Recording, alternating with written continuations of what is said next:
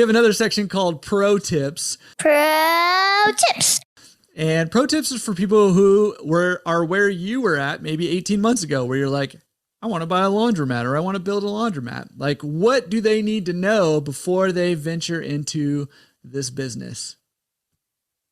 I mean, what I wrote down, you got to find a good partner, right? Like you more than anyone, like reinforce that knowledge into me on the journey and like the importance of the kind of trust but verify and being appropriately skeptical. But honestly, like I told you, I couldn't do anything in construction, right?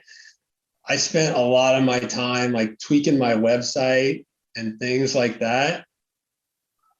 I should have put all that time, like you got to have a website, just put all that time into Google My Business, right? Make sure that you nail that profile with everything and everything goes there first before social and everything like that. Because when I look at and when I said the number of people that are searching and things like that, like I know they're not actually searching for me, but I appear on a map and things like that.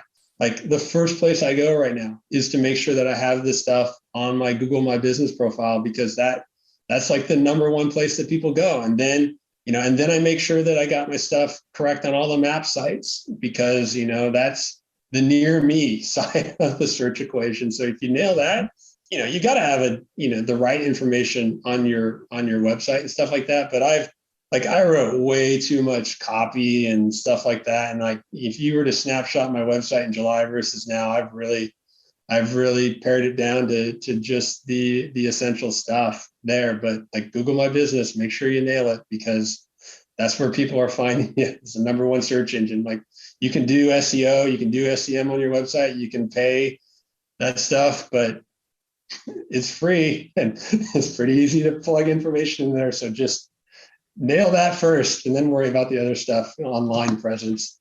Yeah. And as somebody who has a company who builds websites for laundromat owners and other business owners, but laundromat owners specifically, I would wholeheartily concur with that. Like, we want you to have a solid website, for your laundromat. We do think that's important. However, you're exactly right. And we'll tell people this all the time, right? Like, your Google My Business is going to drive you more customers than your website will. It's important to have a website and for somewhere for people to go to get a feel for, you online before they get a feel for you, in person a lot of times, or to relay information.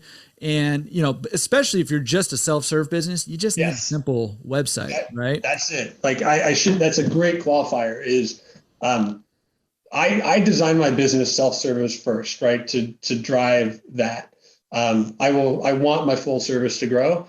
And like, I know that when that time comes, I don't want to be perceived as speaking out of both sides of my mouth. Like when that time comes, I'm going to have to invest in doing those things, because, finding a laundromat delivery service isn't a map search.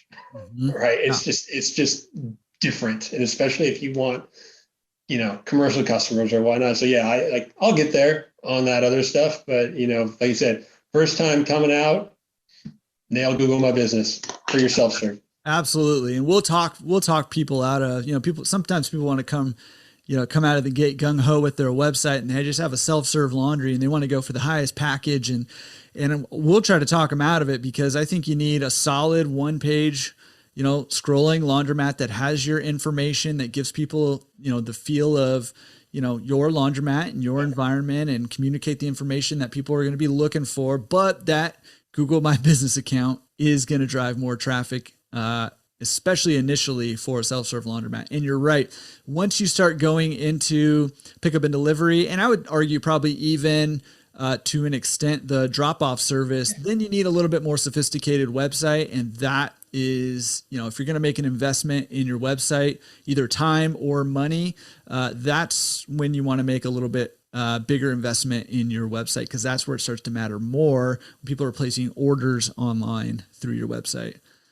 Yeah. And I guess another thing is, even on like that first website, I would just tell people, make sure that the design is responsive And like that may seem like technical, but like know that when you hear that, that means it's going to look good on someone's phone, like without you doing a whole lot of extra work. And like I was, just looking at the stats on device usage on my website, I was really surprised at the percent of it that's coming from the phone. So, again, you got to have something there, and that's something you have better be easy to consume info on people's phone, because that's where that's usually for me, it was where the majority of people were consuming my website from, which was kind of a shock.